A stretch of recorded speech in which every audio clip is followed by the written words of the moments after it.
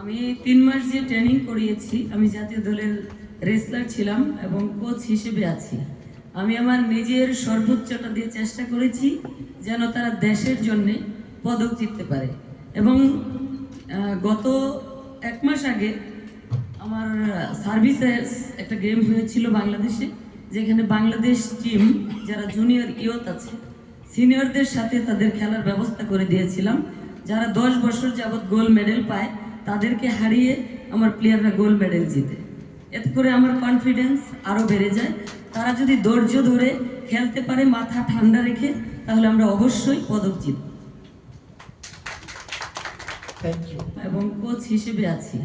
আমি আমার নিজের সর্বোচ্চটা দিয়ে চেষ্টা করেছি যেন তারা দেশের জন্য পদক জিততে পারে। এবং গত 1 মাস আগে আমার সার্ভিসে একটা গেম হয়েছিল বাংলাদেশে, যেখানে বাংলাদেশ টিম যারা জুনিয়র ইয়ত আছে সিনিয়রদের সাথে তাদের খেলার ব্যবস্থা